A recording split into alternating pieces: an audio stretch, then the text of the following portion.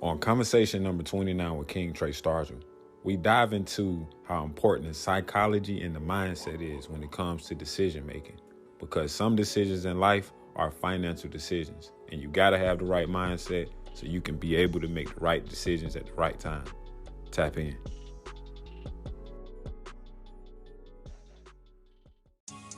The Financial Fashion brand, man, was created to empower people to be the best version of themselves. And we do that by promoting positivity, self-improvement, and financial literacy. And we also focus on mindset, faith, education, and wealth, because those are the principles and those are the things that you can learn to be successful in life and in business. So with that being said, take a look at our website at fnfstore.com, where you can find our apparel, you can find things about our company, and much more. Back to the show.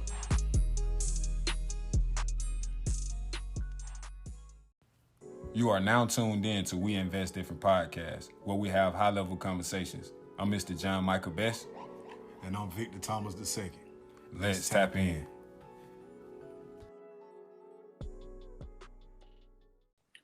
Welcome to another conversation of We Invest Different podcast. I'm co-host Mr. John Michael Best, and I'm glad and I'm excited to introduce somebody who I deem highly, known for years, and is a very intellectual person. So I'm very, very excited, and I'm willing to introduce you guys to King Trey Stargell. King Trey Stargell, how you doing today? Man, I definitely appreciate it. Let me say that. I definitely appreciate the introduction, and I'm doing well. And I thank you for the opportunity for having me on here, to be honest with you. Man, it's been a minute. You know, the last time we actually had a conversation, I was in the room, you know, I was in the hospital, just had my son. Yeah, I remember. We was chopping it up about a community event that I had did back in May. So man, definitely good to hear back from you. So how life been since then, bro? How's everything been since then? Man, life been I'm not gonna get a stereotypical answer. Life been great, all lovely. Definitely been challenges. But I love challenges because it helped me grow. A lot of people don't believe in fate. I do though. I figure everything come my way helped me become the person I agreed to be before I came here anyway. So, but like I say, just been evolving, not just growing and overcoming challenges, getting to the next. I'm not even gonna say getting to the next step, but just evolving to a better version of myself since last time we talked. I definitely can I can understand that, and that's definitely a good place to be. I definitely understand that answer. And I'm happy about that answer, because to talk to somebody that's continuing to grow and understand that, you know, everything is a process and we're ever growing, we're ever changing, whether we want to or not. You know what I'm saying? Everything is going to continue to grow around us, whether we decide to grow with it or not. So with that being said, my brother, I want you to introduce yourself. I want you to, like, who is Trey Stargell and what does Trey Stargell do? Okay, I definitely can do that. Who is Trey Stargell? I'm just gonna say a hedge fund manager, a owner, just like a family-owned Fidelity, or you used to have the Rockefellers own some of the oil or the steel. I'm gonna be known for having one of the biggest money management companies, to be honest with you. So, and I always like to tell people, my main focus or what I really specialize in, I say, is just helping anybody. And I'm gonna say my people, and when I mean my people, I don't mean just black people. I don't mean my family. One thing I learned in life is my people is those that align with me, where we all help each other grow to the next level, whatever their next level is, whatever my next level is. But basically, just helping my people get returns in the financial market. A father, a leader, uh, and one day a great husband. So that's who Trey Stargell is, to be honest with you. But I'm just like everybody else, and when I mean like everybody else, I don't mean average. We all great. I always tell people, you just don't know it yet. So I'm just like everybody else. I just tap into my greatness just the same as anybody else can. And I feel that, King, for sure. Thank you for sharing. But before we get into detail into the conversation, I would like to, you know, lay the foundation, because the main reason for this conversation is for people to understand how important it is for us to have the right mindset in life so that we can have the right mindset when we're making decisions in our lives. So, first, I want to talk about the mindset.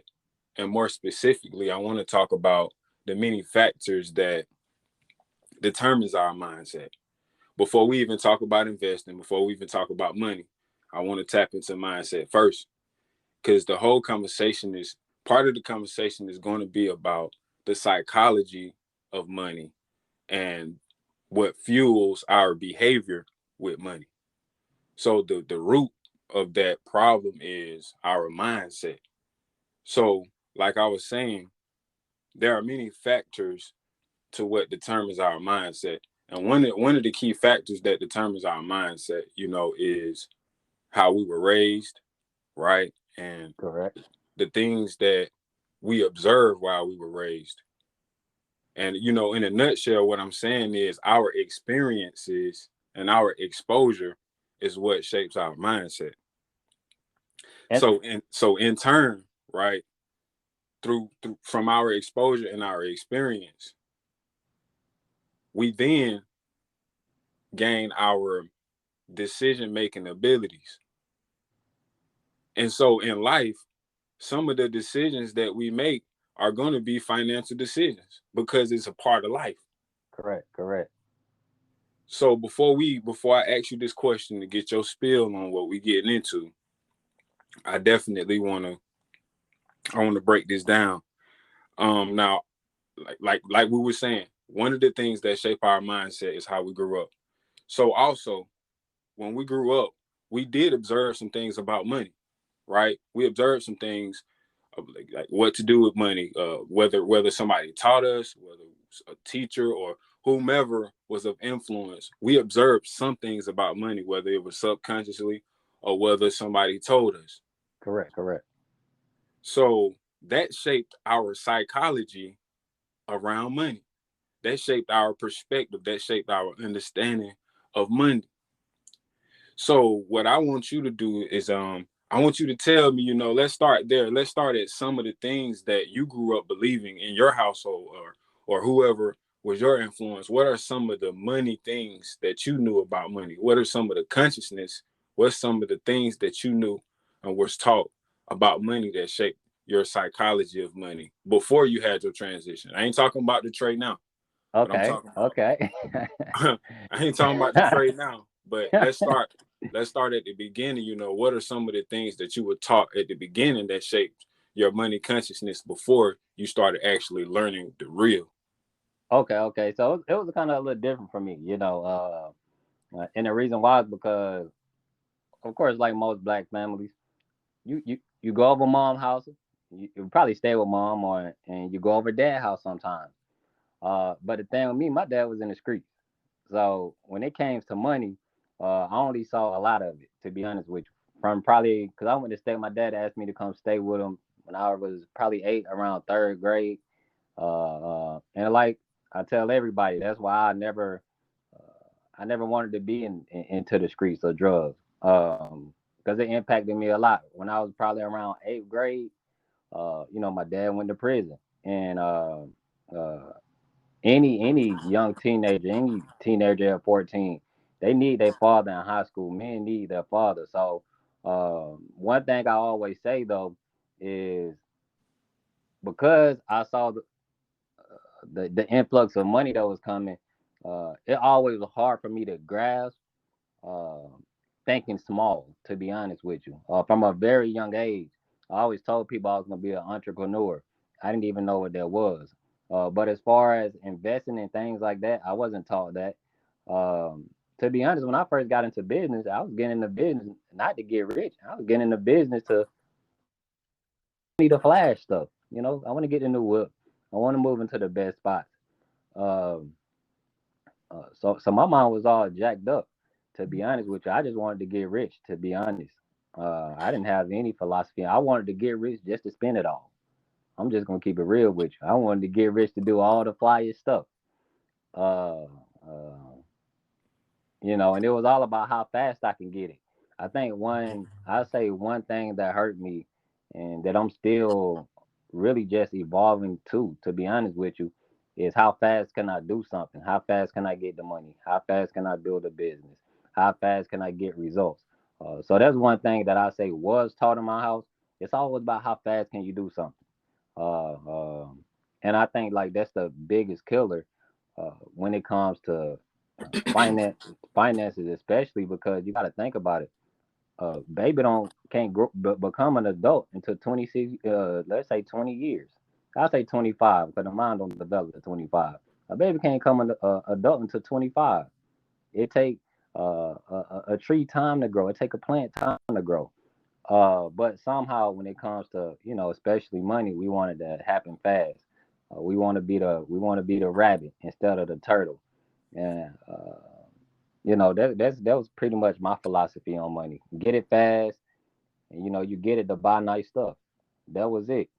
To be honest with you. And see, that's very important. That's very important right there because literally the things that you've seen, right? Because we talked about that earlier when we talked about how the mindset is shaped.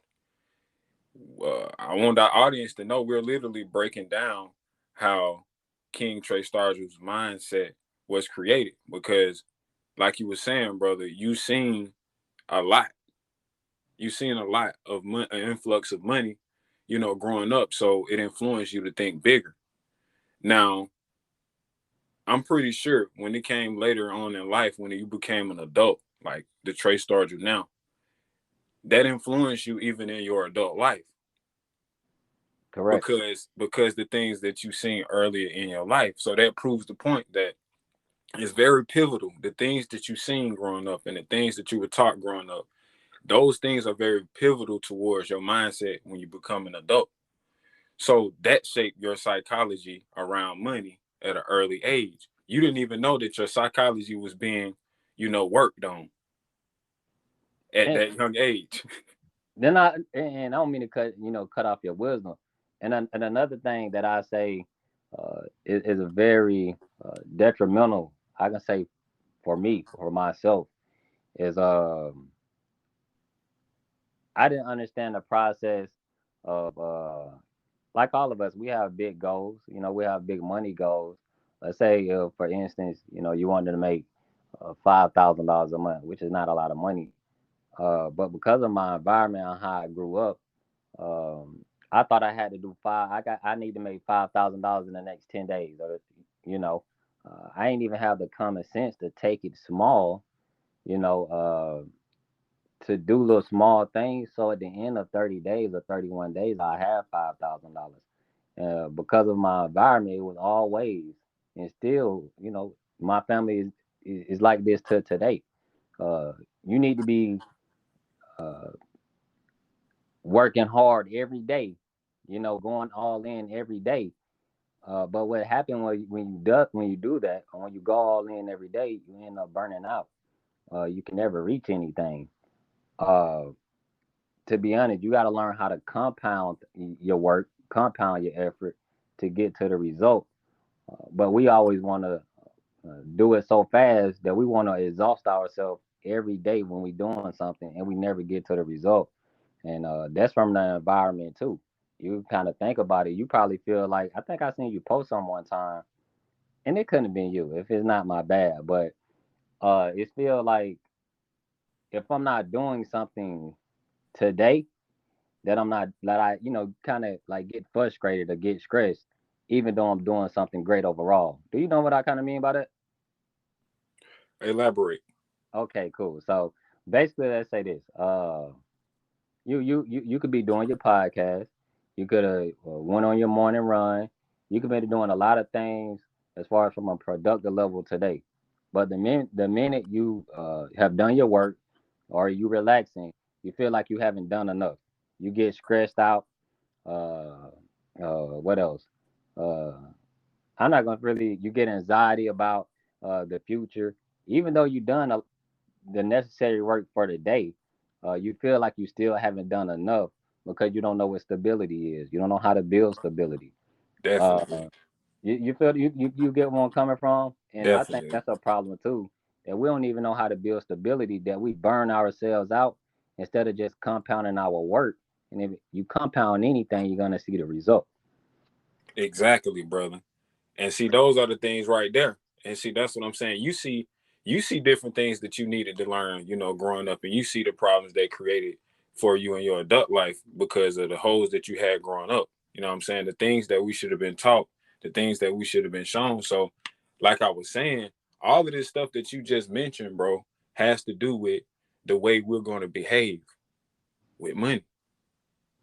Even when, like you was just explaining, when you want to get things done fast, that's a mindset that not only is going to affect your money decisions, but even in just in life decision making in your life, you know and that's one of the main points I want to get off in the conversation as well, that the mindset that you have going about life, it also affects the mindset that you have whenever you make financial decisions. So it's not like it's not a separation between the two, because it's like, how can you have a good mindset in one area if you wasn't taught in life to do that? Because you just told me that you were taught to get money fast. Nobody taught you how to do the incremental way, step by step, like you just said, that process. So that shaped your psychology when approaching a goal. It shaped your whole behavior. It shaped your whole mindset. So tapping into the trade today, man. Now, when you became a businessman, when you was first introduced to that and you start growing your mindset, I want you to tap into that process. What are some things that you had to do? What are some of the things that you did to shape the mindset and the money consciousness that transitioned you into the trade today? I'm gonna tell you one of the first things I did. I remember the first book I read, which was, and it sounds so cliche, but I promise it's the truth.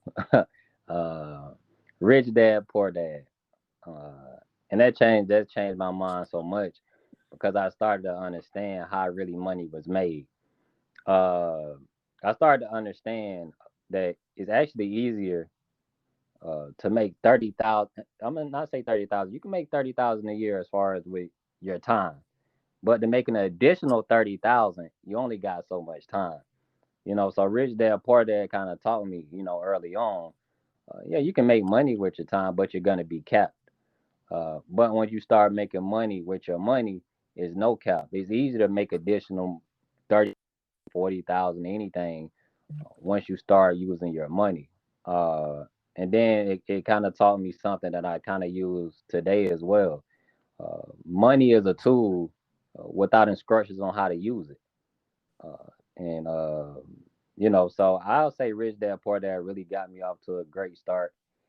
Then after that, I'm gonna be honest. I wouldn't definitely not get in network marketing today, but network marketing played a big role with my mindset. Uh, Exposure. I think the biggest thing about network marketing was the exposure. It got me to a whole different environment with different individuals who probably came from a better home, uh, came from a more educated environment on finances, and that exposure opened my mind up a lot.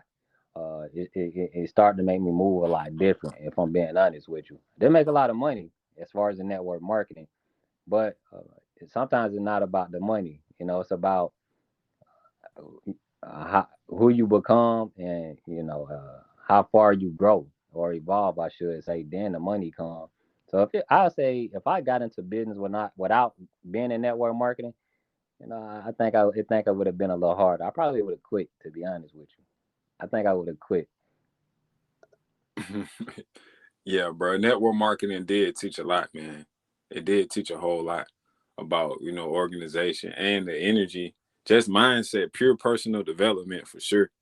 Like Correct.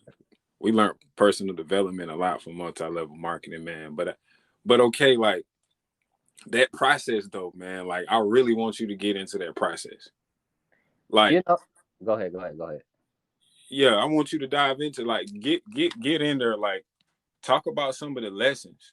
Talk about some of the times where you actually learned something. Talk about some of the areas in your life, situations in your life where you had to put what you know to use and you actually start to implement the things that you was learning, it actually created who you are. Yeah, okay, okay. I mean, even to be honest on that, it's kind of like Michael Jordan playing basketball or something like that. Uh, Same thing when it comes to me and finances. It just was in me, to be honest with you. So what really kind of grew myself when I started, being in business or being in the financial world, is it really wasn't uh, any personal development from a books, but it was from kind of experience. I started to kind of realize that I'm gonna be honest, my mindset and how I grew up. Uh, I don't care how hard I work. I don't care how much I'm studying, but because of the way I'm thinking or the way I'm approaching a goal, I never reach it. Because you said this earlier. If you move fast, one thing you're gonna do when you move fast, you're gonna make mistakes. And you're gonna make a lot of mistakes. And it always was me having to start over time and time again, making mistakes time and time again because I want to do things so fast. Um, so that was kind of, I'll say, the biggest thing for me is just being in the financial markets. And of course, now from online, you always see everybody making 40,000, 50,000 a month. And I'm gonna keep it 100. Them people probably cap. They lying. You got it's not that much movement in the market than me making 30 to 40,000 a month every month like that, unless you got a lot of capital and things like that. So it's always trying to compete. I'll say trying to compete with others, feeling like I'm moving too slow. That just was the whole experience for me. It really didn't have anything to do with what I read, but it had everything to do with how my mindset was by how I was brought up. I started to see my own faults. Like, man, I'm not gonna never reach my goal. I'm not gonna never get to the level I want to get to. I got so many bad faults in me. But how my own thinking. It ain't got to do with family not supporting me or anything like that. I can't get results because I'm thinking like a poor person. And when I mean like a poor person, poor people, they think day to day. I'm in the market every day, which is cool, but I'm thinking, what can I do today in the market? What return can I get today in the market? Or I graduated the week to week. Let me see if I can make this a week. Then it graduated to, oh, I want to be able to make, I just say small, $1,000 a month. Middle class people think month to month. How much you make a month at your job? How much you make a money in your business? Uh, um, you got to learn how to graduate and look at things at least from a year. Uh, what's your annual returns? That's what rich people. That's that rich people talk. You go to Vanguard, Fidelity, anybody talking money. I was talking about annual returns, ROI. Um, that was talking about quarters, what you did the first 3 quarters. They ain't talking month to month. At least they talking every 3 quarters. I mean, every 3 months. Um, so that was kind of the biggest shift for me was basically seeing my own faults, and I had a lot of them. Um, being honest with you, and I think a lot of people don't realize that as well. They think they can't get far in business or they can't get far financially because of support, or a lot of people think black people don't want to invest or something like that. But it's basically your own psychology on how you're doing things. And it's kind of hard to look at because it's easy to say, man, everybody in my family, they ain't into investing, they not into getting wealthy. Um, but the honest truth, your family ain't got nothing to do with anything you want to do in life. Uh, it's all about your psychology. Why haven't you reached your goal yet? And I had to look at myself. Why haven't I reached my goal? I said, man, I always want to move so fast. Like, why I always do that? I have everything lined up. You know, like I say, if I want to make 5,000, I'm saying, man, I'm finna go hard for 15 days straight. I'm finna go hard for 30 days straight. Well, I'm talking about going hard. You're gonna burn yourself out. You don't go hard. You compound your effort, and because everything that compounds grows. That's just a natural thing of life. A baby compound to a kid, compound to a teen, compound to a adult. The same thing. And I'll just say that was experience and seeing that I just kept failing and failing because I wanted to do things so fast. And I don't know if anybody else can relate to me, but uh a lot of times we even want to do stuff fast because we want to change our situation so fast. You feel what I'm saying? Yeah, Uh Man, I want to move to this. I want to get this. And we want to do it so fast and we don't have any patience because we trying to change our environment, the number one thing, but you end up 2 years from now, 3 years from now, you still ain't changed your environment. So I'll say that was the biggest thing. So if anybody listening, I always say slow down. I know the world fast. I know you talk, you know, how fast you can do something, but if you slow down, it just compound your work every day. You're gonna get to your end goal. So I just say that was my biggest lesson, learning to slow down and just I can't do tomorrow work today, and I can't do yesterday work today. Do all I can do today, and when tomorrow comes, do all I can do tomorrow instead of trying to do today work tomorrow. And I think a lot of us do that too. Try to do today work tomorrow. that's a fact. That's a fact, and that's an important key. Living in the moment, and we gonna keep it moving. But I do want to talk about the wealth mindset and the poverty mindset because it sounded like you was in the transition. Because one of the things that people that stuck in the poverty mindset do is not give anything time to grow because of the instant gratification mindset. And I know you tapped into that. So now I do want to ask you, when did you become wealth conscious? You know what I'm saying? Like, I know that you talked about, your transition and trying not to move so fast or whatever. But when did you become conscious that wealthy people actually make calculated moves and they actually give a time limit for those moves and for those goals so things can work in a timely fashion and they don't have to rush it because it's already calculated. CEO here, tapping in. I just wanted to remind all of our supporters and all of our listeners to share our podcast and encourage everybody to subscribe and get these great conversations. Back to the show. I'm gonna say for me, especially not now, but especially early on, especially just being in the financial market. It was all about how fast can I put my money in and how fast can I grow it to big. And every time I tell you what happened, I never grew it to big, but I lost fast every time. And that's an ongoing because I don't think people realize you just can't say, "Oh, I grew. I read a couple books. I'm good." Uh, Man, we be having this mindset for 20 years before we realize, or let's say for me, 25 years, 24 years before I start to realize, yo, my mindset is messed up. So you got to kind of understand it's still an ongoing process. Right. I can become next week, and I can still make the same mistake of trying to move too fast, making simple mistakes. So it's not something like you just overcome by reading a couple books or making a couple mistakes. You really got to evolve from that, to be honest with you. Because I think as our culture, everybody want to move fast. We used to just think about this in the financial market. I'm in the financial market. Sometimes I gotta wake up 10 days straight and not make any money. That's not even our culture. I know I'm finna work 14 days. I'm finna have a 2 week check. Right. Now you come into a whole financial market, you might have to wake up 21 days and it's not one move. And we ain't talking about off that one move, you finna make $1,000. You probably finna make 20% on whatever your balance is. That makes sense to you? Yeah, You probably finna it's make a total mindset. It's a yeah, total mindset shift, bro. yeah.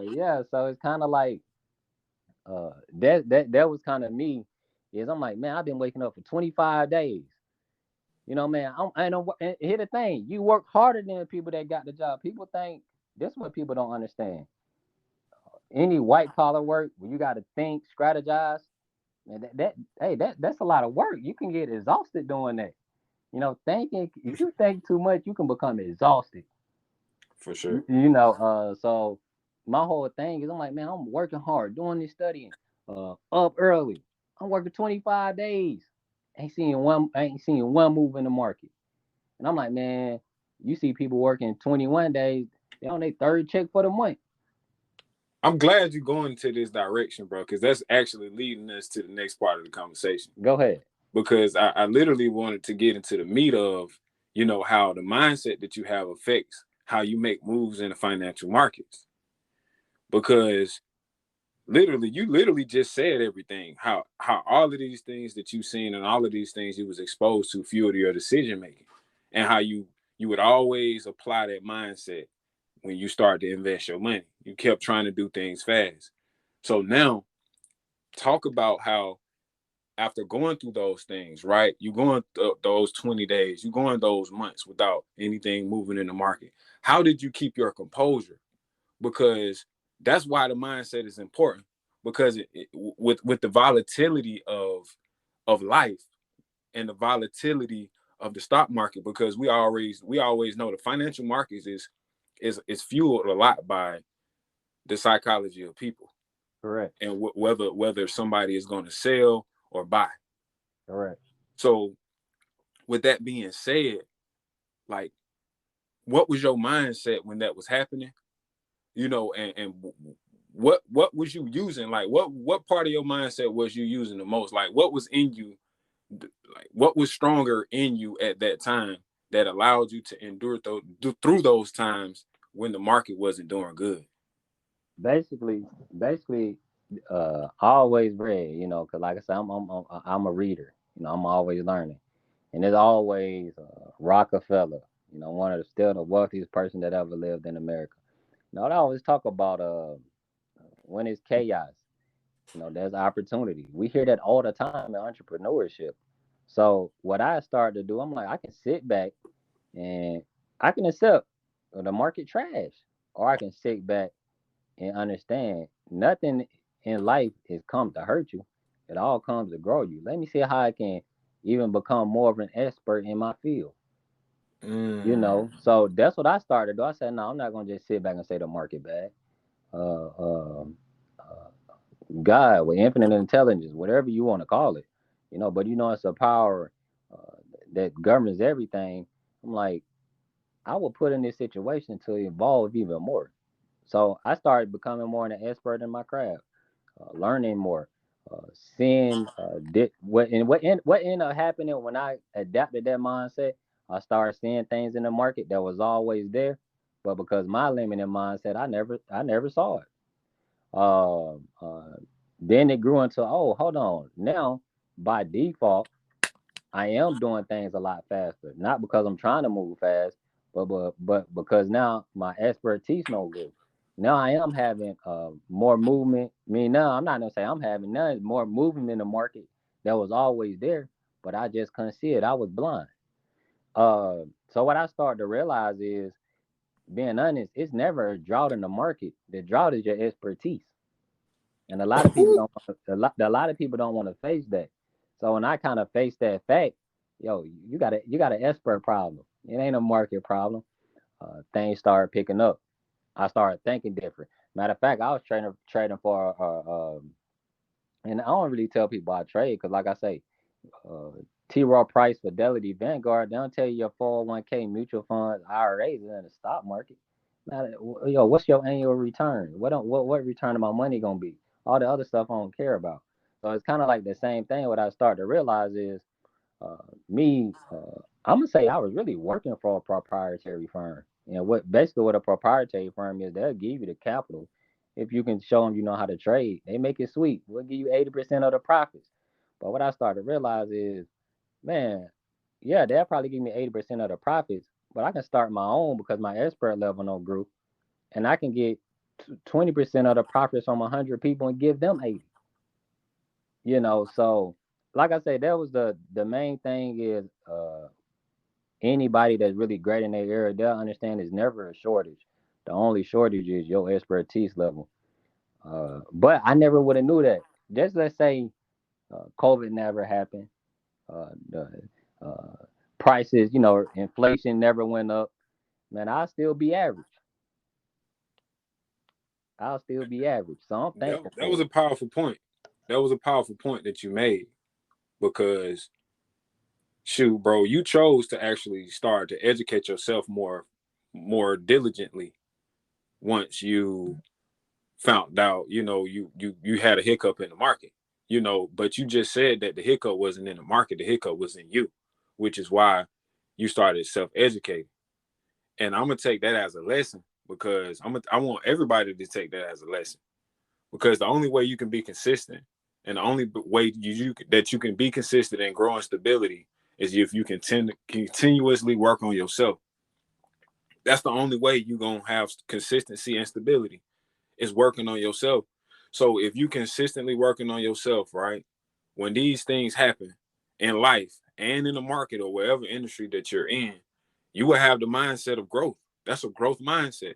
You didn't sit back and complain, right? You didn't sit back and complain. So the psychology that he had was to continue and to apply himself to learn more. And that fuels his behavior. So that fuels your behavior to continue to grow in the market. Correct. And I kind of want to, like I said, I don't want to cut off your wisdom, but I kind of wanted to say this too. Name anything great. Uh, it was always invented during chaos. You know, the automobile, the railroad, anything that was great came out of times that wasn't great. So if you really believe you're great as an individual, you're gonna look at yourself and say, okay, cool. This is now my time to become great because things not great, but now I can be one of those that created something great when everything else slowed down. And like I said, if you look on across the board on any industry, you don't got to do with finances, but anything. Uh, Everybody that was great, they became great doing when things wasn't going so great. Definitely see that similarity in all of the millionaires and all of the billionaires that we have. Everybody caps off of opportunity. So I definitely agree with that, brother. So with that being said, man, I thank you for that part of the conversation. So we want to go to our next segment right now, and at We Invest Different Podcast, we have a segment called What You Learned.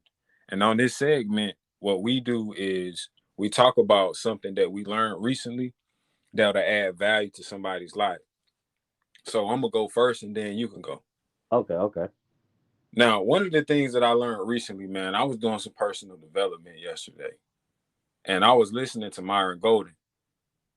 I recently started back tapping into him, and one of the things I seen in his video on YouTube, he was talking about Solomon, and he talked about the wisdom that he had, and he talked about the understanding and the knowledge that he had.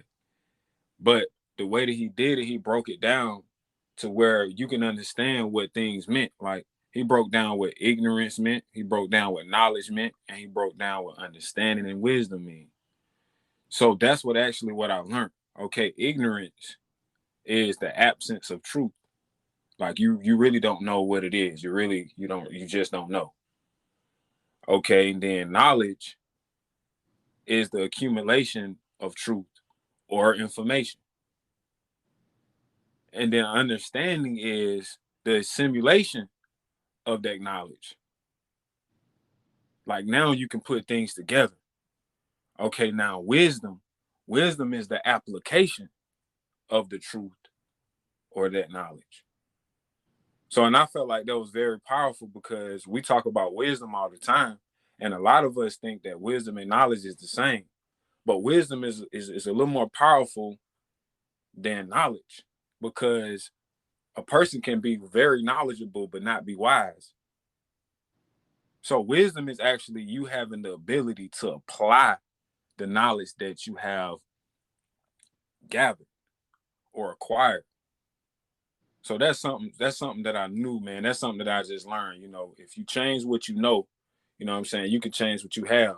So the more you know what I'm saying, the more potential that you have to be wise. Because if you know a lot of information, if you know a lot of truth, don't just stop there, but you still have the potential, to be wise if you learn how to apply that information. And you get wisdom by asking God for understanding. You ask him for understanding, you know what I'm saying, through your mindset, through your consciousness. But with that being said, brother, what's something that you learned and that you can add value to somebody's life? For me, it's not even about the audio. I'm gonna kind of pick it back off of what you said. Mine is through experience. It is through the wisdom. Uh, I used to be read books, listen to audios, but it came to a point where I couldn't do it anymore. I started learning from experience, not because I'm too good for the books, but that's just how I started learning everything. I started becoming more wise, and one thing that I say that I really grew from or evolved from is how to start off as the turtle in a race. Learning how to start off as the baby, learning how to start off as the seed. Um, the seed don't become a tree overnight. The baby don't become adult overnight. Matter of fact, uh, the turtle don't start out fast. And just every day do something, make a small step, and just keep making those small steps every day. If you got a big goal, break it down into something small. Don't try to go all big fast.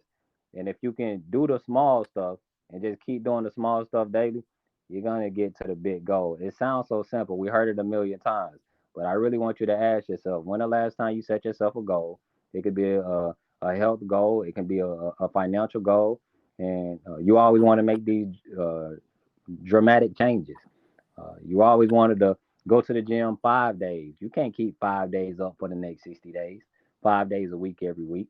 But you might can do two, you might can do three, and you need to be fine with that because those three compounded every day for 60 days, you're gonna start seeing the result.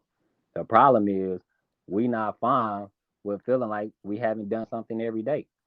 So like I say, that was kind of from experience. It's just I am now okay with doing something small every day because I know over time I'm going to get to the result. And one thing we do got, people say you only live once. I live every day, so and I believe in fate. I believe in fate. So if it's gonna meant to be, it's meant to be. I don't care how fast I do it. I don't care how slow I do it. As long as I'm doing it, I'm gonna get to where I'm going. And that's a great lesson. Great lesson, brother. Appreciate that, King. Yes, sir. Yes, sir. Now, going to our last segment that we invest different. Now, we do what we call a financial lesson or a financial theme of the month. Now, this is a new month, of course. This is the new month of September. Last month was group economics. This month, we want like one way or another, we want to encourage everybody to investing into going somewhere that you've never been before. Like, and that means to network, to get some information that you've never gotten before. And if you had to actually invest something to get that information, that's okay. It's okay. Sometimes you have to invest in yourself. And that's literally one of the most important investments that you can carry on with is in yourself. So seek out something that you can actually do to invest in you, whether if it's spending money to get information or is it whether you just going to apply yourself to learn something new this month. Let that be a lesson because finance, like we just got through talking about, finances isn't only just about money. Because if you're gonna make any money, it'll be made by the psychology that you have for money. Your mindset that you have of money will give you the capability to make money. So that's what you have to develop according to the amount of money that you want to make. It's all about your mindset. So first, apply yourself to learn something new. Apply yourself to learn information. Invest into your mindset because overall, it's going to help you to be successful and be the person that you want to be. So anything that you want to add, Left King? Yeah, yeah, yeah, yeah. Especially from two things I want to add. The first thing is from financial level. Always make sure you understand everybody make money. Your family, my family, their family make money. Our friends make money. Warren Buffett, they understand it. The Rockefellers, they understand it. Um, Stop having your focus on making so much money. The money is made when you understand something. That's what the elite do. Take it in a different level. We can take it in sports. Millions of people play basketball, but the people that understand it, Kobe, LeBron, Mike, they're the greats. So my whole point is, I don't care if you not in the financial industry and got a family, you're a provider. At some point, you got to start understanding money to get your family to the next level. And another thing I want to say is, Mr. My boy, Mr. Best, he was saying, even if you have to invest in yourself, we're investing in ourselves daily. Uh, Whether their investment give us a return or doesn't give us a return, that's up to what we're doing on a daily basis. But we're always investing. What the return look like, that's based on the action we're doing daily. So, like he said, make sure you're investing where you're going to get a return, because either way, you're investing anyway. Whew, thank you for that bar, man. Thank you for that bar, King. And I appreciate you again, man, for being on We Invest Different podcast. I really appreciate you enlightening us on your process and your belief system when it came to, how you grew up and all of the things that shaped your mindset and how you transitioned into the investor you are today, and how you went through, what I'm saying, the instance of where the market was doing different things and different things was happening in life, but you chose to empower yourself, you chose to self-educate, you chose to get better, and then you transition into the investor that you are today. So thank you, King, for being on the show. And I thank everybody for tuning in to another conversation of We Invest Different podcast. I'm co-host John Michael Best, and we thank King Trey Starger for tapping in. And the two Kings is gone. Thank you, King. All right, my pleasure, my pleasure. We out. And if you want to follow me on social media, my Instagram is Trey.Stargel. My first name dot my last name. Facebook, same thing, first name, last name. Stargel Capital coming soon. That's that legacy talk. Let's continue to be great.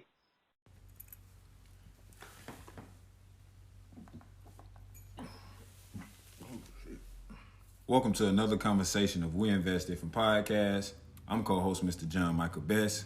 And I'm your other co-host, Victor Thomas II. Man, it's so good to be back, man, with you, brother. Yeah, man. It feels so good, man. The energy in the room is so high, man. So good to have this connection again, because we connect good together, man. We go great together, man. We good together, man. And I'm glad to have you back. How you doing today, Vic? Hey, man. Blessed, man, to have you in my presence, cuz, always a good thing. Always gonna be some good talks, man. And I'm grateful for that, man. I'm grateful that you got here safe, and we in this thing, so. Yep, we're in the same room, man. Same room right now. And we have, we get a chance to have our energy collide, at the same time. It's just different when you're in the room with one another versus just being on a phone call. Oh, man, for sure. So it's a different vibe, man. So your week was okay, Vic? Yeah, man. Just taking some time these last couple of days, been taking some time to relax a little bit, detach, as I got to do sometimes. But yeah, it's been a pretty good week, man. I'm really being recognizing, like, I'm in a good place, man. I'm really starting to see that my goals and my plans, now that I'm really starting to plan and the plans coming together, it's like, dang, God really blessed me with everything I needed to get where I'm trying to go. It's right here around me, you know what I mean? So I'm grateful to have that revelation this past week for sure. Like, I really been telling myself that all week. Like, I'm in a good spot. So, man, been a pretty good week in regards to that, man. How about you? Man, I've been well. Family been good. Been loving on my son. Been learning more about him. Mm-hmm. Definitely putting in work more than ever, for sure. I actually just went to a branding event by David Shands and Donnie Wiggins, two great coaches and entrepreneurs that I'm involved with. I was in their community and their network or whatever, and I heard about the event, and I ended up going. It was a great experience. I learned a lot there about business and everything else, man. Met a couple great people, and I'm looking forward to actually implementing the things that I learned, but we'll get more into that in the conversation, in the segment of the things that we learn. And we'll tap into that. But in this conversation, my bro, I really wanted to dive into the topic of addiction, the psychological effects of addiction, because a lot of us don't really think that we can be addicted to anything. And because addiction is a psychological thing, you can literally become addicted to anything, and that's the reason why. And we're gonna tap into that. So I did look at the definition of addiction, right? But I don't remember the literal definition of it, but I decided to really come up with my own context of it. And my context of addiction is something having control of you to the point where you can't have control of it. Anything that have control of you that causes you not to have control of it. Anything that has control of you that causes you not to have control of it is a form of addiction. And that can fall in the lines of anything. Because anything has the possibility to control you if you give it to it. And that's the psychological effect of addiction, because you literally have to give that thing. That thing has a power over you to the point where you can't say no to it. You will literally alter your actions. You will literally alter your behavior. You will alter your day to satisfy this feeling, this urge. You see what I'm saying, bro? Mm-hmm. So let's talk about that. Addiction. Just open discussion on addiction, bro. Like, what's your perspective on addiction?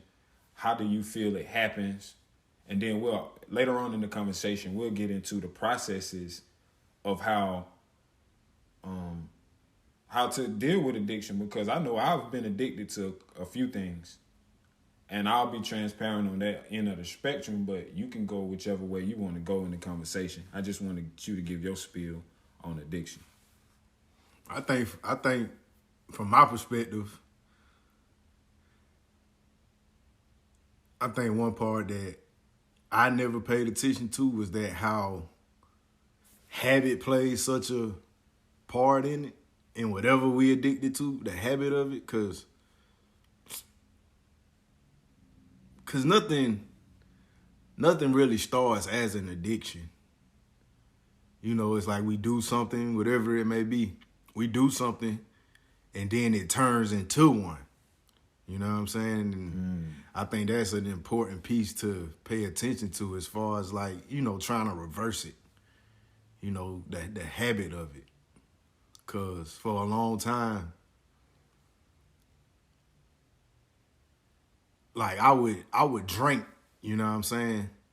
But I never looked at it as like an addiction. It started off just something that I did because I was bored. You know what I mean? Something to do. Yeah. And then it turned into more stuff after it becoming such a habit. You know, I'm getting it this many times a week. Then I'm going to start getting it every day. You know what I mean? Then it's multiple times a day. You know what I'm saying? And I think that's a major point right there, I believe. So Do you feel that habits are created unintentionally or intentionally? unintentionally. All habits, you feel like all habits? Oh, well, no. Well, of course, if we're trying to do something that's going to, like, make us better, and we see how it could make us better, then I believe at that point we could be intentional about it. But you feel like bad habits are more unintentional. I would say so, yeah. Why? Because it's almost like it kind of creep up on you. You know what I mean? It's not like just like with any addiction that we have. It's not like we take the mind of, I'm gonna try to do this. I want to be addicted to this one thing. You feel me? It's more like, oh, I'm just messing with this. I'm just messing with this, and then it turned into one.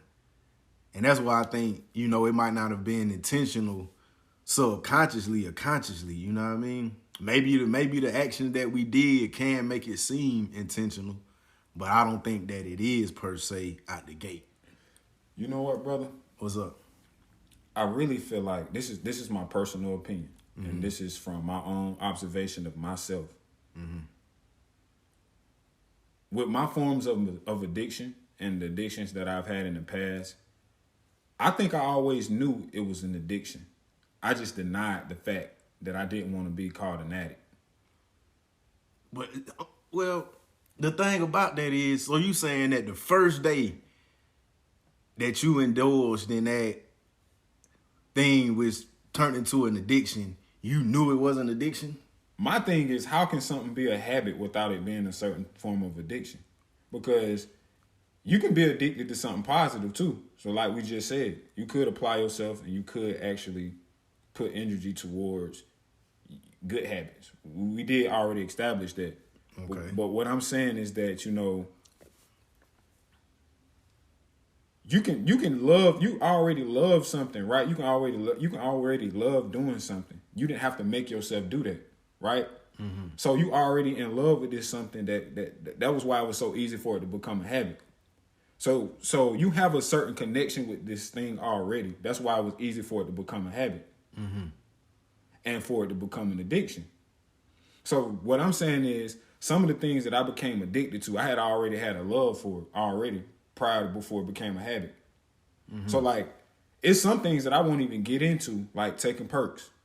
Like my experiences with taking a perk was that it felt so good that I automatically knew that if I took another one, I would be addicted. Off the first time. Okay. How amazing that shit made me feel. I'm scared of it now. I don't want to ever take a perk again because I know it felt so good that I would definitely be, I got a higher risk of me being a perk addict. Mm-hmm. I know that because I already, based off of my love for it that I got already, based off of the relationship that I have with this thing already, I already know that if I push the limits, it's going to become a problem. So sometimes I think we just deny what we already know about ourselves because we like what we're doing. Yeah. Well, see, I think the situation you had, though, it also comes with some level of self-realization. You know what I mean? Which a lot of people don't necessarily have. At least to the degree that you have it, to know that, oh, I don't need to mess with this. I think for some people, it's like, yes, this feels good, and that's it. I'm gonna try it again because it feels good. You know, but, so in the back of your mind, when you say that, right? You don't never hear nothing that say, I ain't gonna be no addict though. I have it. Oh, okay. You know what I mean? And I think that might be because of like your experience, like you've seen what can happen. You know what I mean? Everybody haven't had that experience of seeing where this maybe bad thing can go. You know what I mean? So maybe for you, it's more so like, okay, I know that if I continue to do this, I'm going to intentionally be creating this habit which will form into an addiction.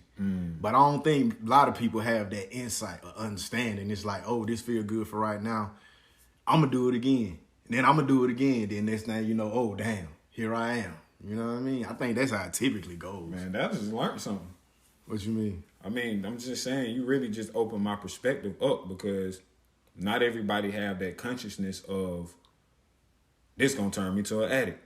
Mm-hmm. So not everybody got that mental filter or that mental process of where they like, you know what, I need to limit myself, or like you said, if they've never seen the result of something, if they don't know what something is going to do to them, then they don't know what to expect. So you really just seeing what happens, and then if you end up liking it, you just keep going because you never really considered how the long-term effects of it. You didn't consider it.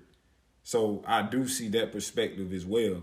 But like I was saying, you know, like with my personal experience, and yes, I have seen addiction like ruin lives. I've seen people whole appearances change. I've seen people be really, really skinny and malnutrition because of addiction. So I have had previous, exposure to addiction. So my level of consciousness when it comes to addiction is different. So I definitely agree with that. Thank you for bringing that out, bro, because I ain't think about that in. Mm-hmm. People don't have that mindset sometimes to stop themselves or to even consider what something is going to do to their body or to their minds or how it's going to affect their family or anything like that. Mm-hmm. I think that's why I mean, it would be good to have more awareness around that, but I don't think we will. I mean, of course, you're gonna have drug awareness, but like that real deep understanding of it. I mean, I don't think no other way. There is no other way to really get that understanding unless you being close to it. So you mean to tell me, so you do consider you do consider yourself a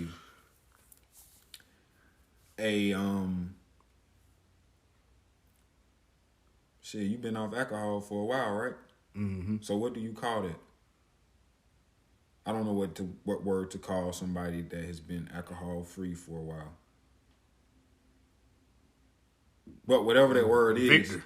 is, yeah, you know what I'm saying? I Like, agree, man. so you mean to tell me when you was drinking, right? Like nothing never, even though we've seen that in our family, that alcoholism in our family, we've seen it, right? Mm-hmm. So in your psyche, right? Nothing at the back of your mind never said that you could potentially become a drunk. Oh, well, I was already a drunk at that point. When you started thinking about it, you was already a drunk. I was already up through there. It was. So I had crossed that point. So okay, you comfortable talking about this, right? Because I'm trying to learn something. I'm trying to really. I'm a psychologist, so I'm really trying to understand the mindset of where you were when you first started drinking. So let's go back when you first started drinking for fun, right? Recreational. How did that process start? It was never a thought of I might turn into an alcoholic, if that's what you're getting at. It was never. No, I'm just trying to get to where you was. It was just, I'm just having fun. Finna go to school, drunk. You know what I mean? And it's like at that point, no one's gonna say anything that's more so like gonna even spark that thought. Cause like motherfuckers is young, this a good time. You know what I mean? It ain't really know what's going on, bro. You know what I mean? It wasn't none of that going on. It was just like, oh, we just on our bullshit. You dig what I'm saying? So it never was like, oh, if I keep doing it, I'm turning to alcoholic. It's like, nah, I'm gonna keep doing it. And then as it progress, then you start hearing them things from other people that's kind of like, what's up with you? Type deal. And then you start thinking like, oh shit, what the fuck is up with me now? Did you know think what that I mean? then? Not initially. It wasn't until after I'm drinking heavily. You did After what I'm you saying? had already created the habit. Yeah. And that started already. After you created the habit, at that point you've already worked on your psyche. So I'm just going through the process. That's all I'm doing. So once you started drinking and you started, people then started to tell you that you need to, what you're doing, you may be going down the wrong road or whatever it may be. And you still didn't consider the fact that you may become an alcoholic. No, because I already was one. That's the thing. So dang, then nobody seen. So you already had a habit. Yeah. Already before folks started saying something. That's the tricky part, bro. That's why I say it's unintentional. You feel me? Because it sneak up on you. It's like by the time people get to recognizing it, by the time people start recognizing it, you already damn near off the deep end. You feel me? Whoa, bro. You already there. It's just like if somebody doing drugs or, smoking crack. It's like once you see them and they showing the effects of it, they damn near there. You feel me? It's like once they done got to the point where you can see the effects in their behavior or in the way their appearance, they've crossed that threshold. You know what I mean? So it really ain't no, oh, I might turn into an addict. Like, nah, I ain't never heard nobody that shit happening to. Or maybe a person would have a thought, but it's not nothing that a person would act on because, at that point, whatever that addicting thing is, you might be locked in on it. So you ain't trying to hear shit. That was me. Yeah. That was me. See, that's the reason why I said what I said earlier. Because it was always something, when I'm getting too far into something, my consciousness will kick in and be like, I'm noticing I'm not having control of myself. Because that's my process when I was addicted to weed, right? I started looking at my behavior And I wasn't okay with the things that I was doing and what I was becoming. So I started becoming disgusted with myself off of the actions and the behavior, like the things that I was actually doing. It wasn't the fact that it was weed, it was the behavior and how I was acting that caused me to realize that I was in the spirit of addiction. Because I couldn't function right. And my dependency level was so high to the point where I would drive without no gas to get some. And I felt no different from a crackhead at that point.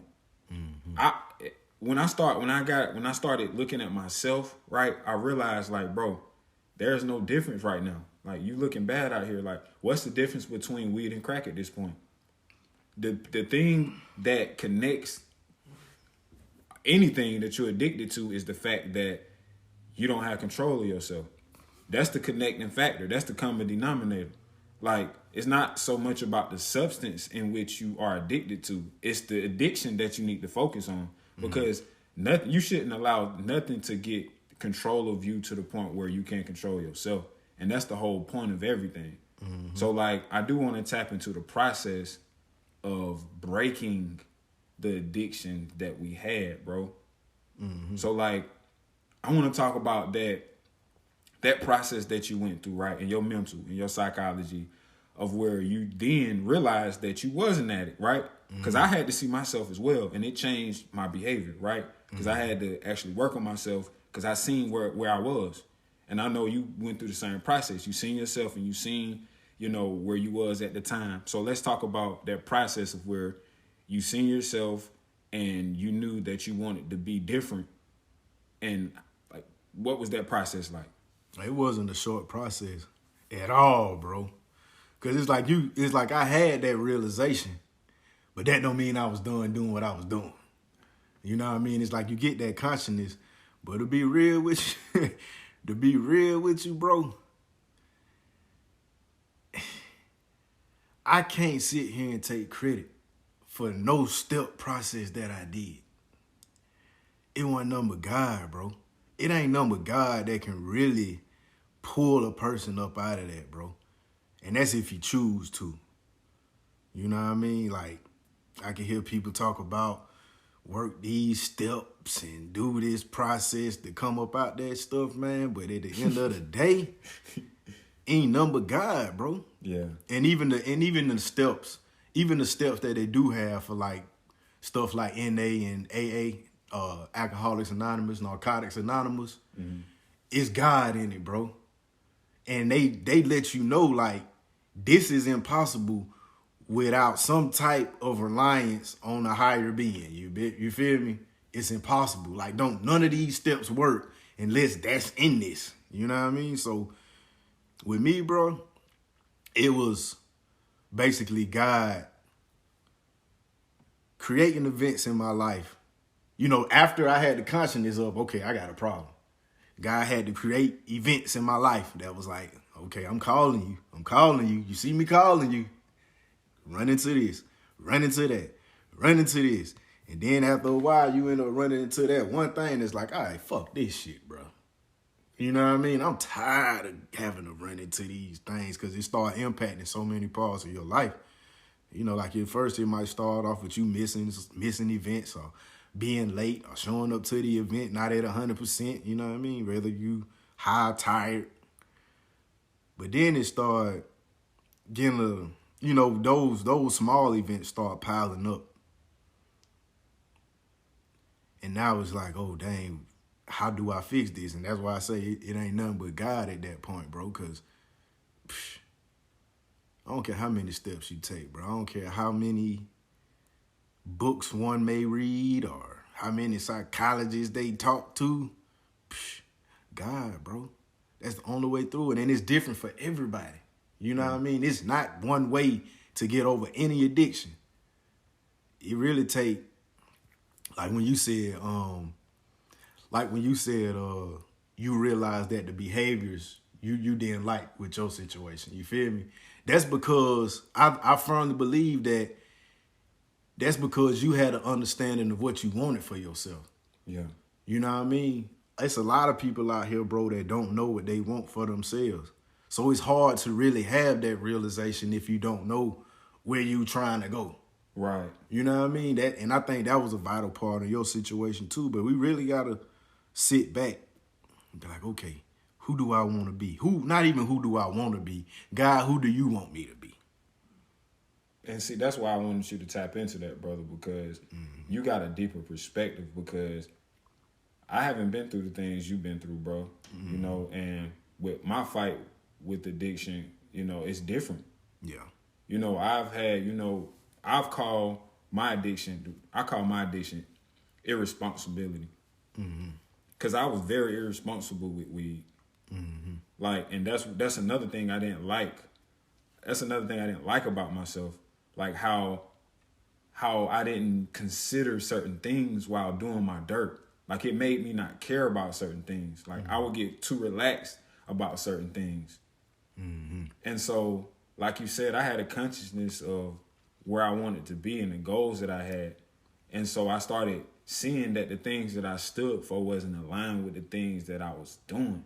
Right. So I was like I told you before, it's not the substance. Like, okay, yeah, I smoke weed, and I'm not going to get into like that, like smoking weed. This is not what the conversation about. It's about addiction. So I was more so concerned about my behavior. Like, I wasn't controlling myself, because it's not what goes in the body that defiles a man, it's what comes out. Yes, sir. So like, I wasn't controlling myself. So what was coming out is that I was speaking to everybody and communicating to everybody that I didn't have control of myself. And that's one of the things that I'm working on now. Like, when you're not able to control yourself on one end of your life, it affects all ends of your life. Real talk. So like, it caused me not to never be on time. Like, I'm just being honest and completely transparent. Addiction will do this to you. Like, I'm never on time nowhere, and I don't necessarily have to be high or on drugs to be late. Like, it affected me that way. Like, I don't move fast. So I had to really work on my mindset and work on my psychology, because I be too relaxed. And with that being the natural person that I am, and without me having control of weed make me even more relaxed. So with me already being a relaxed person, it's going to be that times 10. So I had to then realize who I wanted to be and gain control and be more responsible and be more moderate with all that I do, so I can maintain my psychological control. But like you said, you made a very key point, that God has to be in your process. And see, that's what I was getting to at the first beginning. Like, when I realized I was becoming a person that I wasn't satisfied with, it really was that I was becoming a person that I felt like God wasn't satisfied with. Cause like, I was becoming a real addict. Like, bro, you don't even drive to church when you out of gas, but you driving to get some weed. You see what I'm saying? Like, you would say, oh, ain't got no gas to make it tonight, and you would stay home. But if you want some weed, you would drive on E to get it. And I'm just been complaining completely 100. Like, Real talk. You got to really be real with yourself. And that's what I had to do. And that was the Lord helping me through that, because like you said, when you got that realization of that you was an addict, you didn't change overnight. When I got that realization, it didn't happen overnight. Like, I told a few people when I was dealing with that, like, I went through a whole like month or two still being an addict before I got really control of it. And I was conscious. See, the first step is me actually acknowledging that I was an addict. I couldn't actually change the fact that I was an addict then, but I still had the consciousness to build up to make that change. Right. So like, a while I was like, bro, I ain't even gonna lie. I was even telling the Lord, I'm an addict. I'm addicted to weed. Now I'm still smoking weed, saying that I'm an addict. But my consciousness changed. At first, I couldn't even admit to myself that I was an addict. Right. I was denying the fact that I was addicted to it. But see, he helped me get to that point to where I could then look at myself in the mirror and say, you are an addict and you need to change. That's right. The Lord helped me get to that place within myself.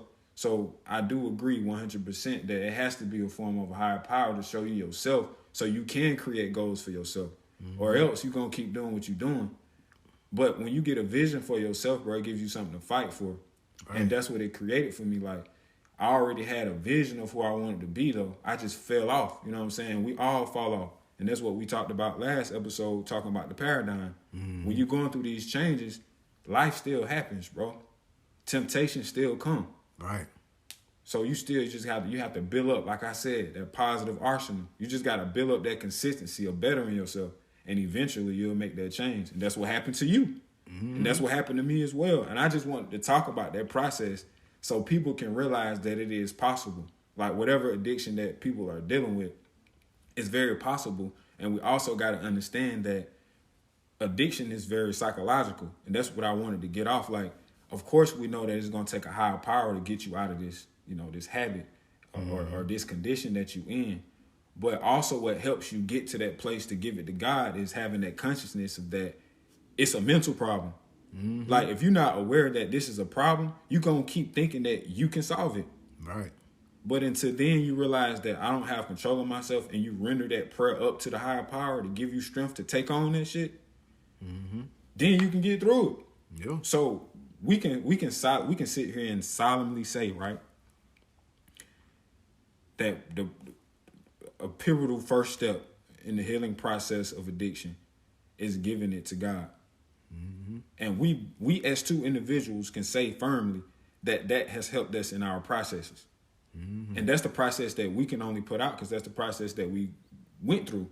We can't put out no other process. Some people may have had to go to therapy. Some people may have had to do different things. But our process was that we became conscious. Well, I know you went through. I want to tap into that. What? I want you to tap into that. Rehab? Yeah, because I didn't go through that process. Yeah. You know what I'm saying? But I was an addict. But like I said, you went through different things.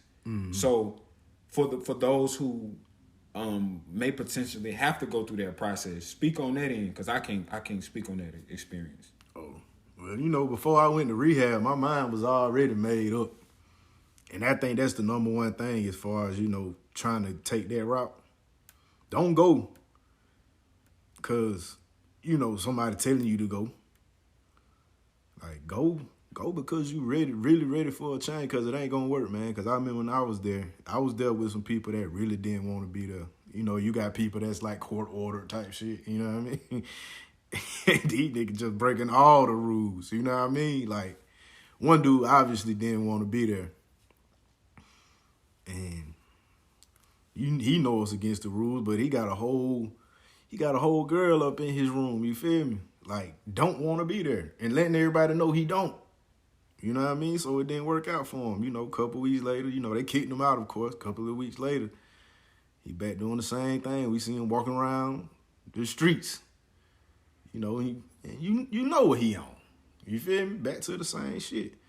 But it really come down to really wanting to make that change and getting tired of the same thing, man. It's like it's such a spiritual process, bro. It's such a spiritual process, bro. Cause it's like the rehab was a good place to be in this process. But I still can't give probably about number 5% credit to the actual rehab for my process and the success of it. I can't give number 5% credit to it. Cause it really come down to where your mind at, what you want to do. Are you gonna bite down? Are you gonna sit down somewhere and meditate? You know what I mean? Are you gonna damn near change your whole life around, bro? These motherfuckers willing to do that, change their whole life around, bro. But the rehab was a cool process. You learn and you pick up different tools from the little classes they teach us, you know what I mean? But at the end of the day, bro, it's God, bro. And I can't stress that enough, bro. I can't stress that enough, bro. All God, bro. For real. I can't give credit to nothing else. I mean, that's just what it is, bro. That's what it is. I mean, I wish I could. I wish I could go into it and be like, the rehab was this, the rehab was that. But when none of it have been nothing, bro, if God wasn't moving in me at the time that he wanted me to move in. Because shit, I could have been stopped drinking. You know what I mean? But that's a tough pill for folks to swallow, bro. Like, don't nothing happen unless God allow it. Don't nothing continue unless God allow it. Don't nobody want to hear that part. So, for people out there that got family members that's, addicted to whatever, understand that God is allowing that. As sucky as it may seem, God is allowing that for a reason. That's deep. God is allowing it, bro. And I'm just telling you, like, from my experience, now that I done pushed through that, I see that it was for a reason. It's a part of my story. It kind of adds to my validity. You know what I mean? I firmly believe a lot of times we get validated through our struggles, bro. You know what I mean? If we ain't got no struggle to pull from, hey, man, what you talking about? Ain't nothing to talk about. You ain't been through nothing. It's the experience, bro. Yeah.